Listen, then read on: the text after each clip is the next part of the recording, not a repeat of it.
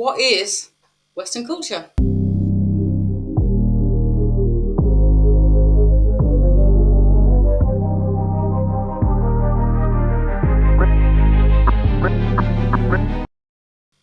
So, Western culture does not relate to a region with fixed members or geographical confines, according to Wikipedia. It generally refers to classical era cultures of ancient Greece and ancient Rome that expanded across the Mediterranean basin and Europe, and later circulated around the world predominantly through colonization and globalization. The key characteristics of Western culture are individualism, democracy, rationalism and scientific thinking, human rights, capitalism, technological advancement, and Christianity. So, starting on individualism. So, Western culture emphasizes the importance of individual rights, freedoms, and self reliance. Democracy. Many Western societies are characterized by democratic systems of government where citizens have a say in decision making. Rationalism and scientific thinking. Western culture places a high value on reason, logic, and scientific inquiry as tools for understanding the world. Human rights. The concept of human rights, including freedom of speech, religion, and assembly, is a core value in many Western societies. Capitalism. Market based economic system where private individuals and businesses can own and control the means of production. Technological advancement. Western culture has been a driving force in technological innovation and progress. And Christianity. So many Western societies have roots in Christianity, although secularism and religious diversity are increasingly common. Many Western countries have Catholic or Christian belief system to head the state, as it were. So let's just dig into them just a little bit more. So individualism. So you'll see this reflected across Europe, the individual rights, freedoms, and self reliance. In recent years, the American version of individualism has leapt into the zeitgeist, telling us how our thoughts create our feelings, that our vibrational frequency attracts what we get, and if we think better thoughts, we will have a better life. And we will overcome ill health and chronic disabilities in the most extreme version, which comes under law of attraction. So I'm working on a video to unpack this a little bit more. The idea of law of attraction comes from an ideology called theosophy, a philosophy we know today as law of attraction, which mimics the hermetic truths of the ancient gods, Greek and possibly even earlier, where the belief is as above, so below. Moving on to democracy. So democracy, this basically means when the everyday working and middle class people pay their taxes and money goes towards the government working on their behalf to look after the society we live in as a whole. The social systems that were created on the back of the Second World War, for me, are the best examples of how this does work. The idea strengthened and improved the quality of life for all citizens in Western nations. Is it perfect? No, but it has worked for us to date.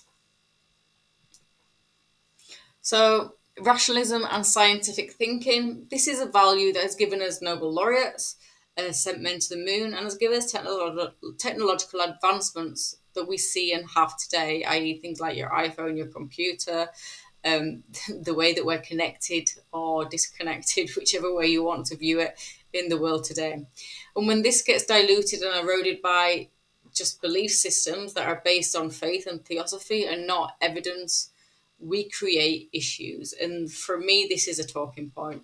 So believe what you want, but science is about the search for facts in the name of improving our understanding of life and the preservation of it. Um, and that's it basically for me. If you've got anything you want to add to that, please leave it in the comments. And I love Phoebe from Friends. She didn't believe in evolution as a fact. There's a really good episode on that, where Ross then kind of tries to spend the whole episode proving to her the fact of evolution. But I'm sure the actress Lisa Kudrow, who has a BCSE in psychobiology, does certainly believe in evolution, as psychobiology is based on those ideas. Human rights. So, freedom of speech, religion, and assembly are core values in Western society. For me, Human rights is about improving the quality of living for all people within a society, regardless of race, class, or belief system. So we should always be looking to do better and treat people as equal as possible. So, in capitalism, and whilst I'm not against capitalism, for me, what I'm seeing, and don't get me wrong, I have one perspective, it doesn't make it the correct perspective, but certainly what I see, capitalism today, and the culture war zeitgeist we have happening is by and large with no regulation in it, and it's causing big disparity gaps in wealth. And this then infringes on the human rights value for me. So I think for me, they need to probably work a little bit more hand in hand. I'm not going to dig too much deep on that because that's more politics side of things. And whilst, yes, I want a clearer understanding of some political party views and what that actually means for the rest of us, I'm not a politician, and I'm not certainly going to be digging down that road too much. Technological advancement. Western culture has been a driving force in technological innovation and progress. But this is largely due to imperialism, and this too has a seedy dark underbelly that runs parallel to capitalism. So it seems to me that they're all intertwined, which is a bit of an obvious statement in some ways and possibly quite not so other.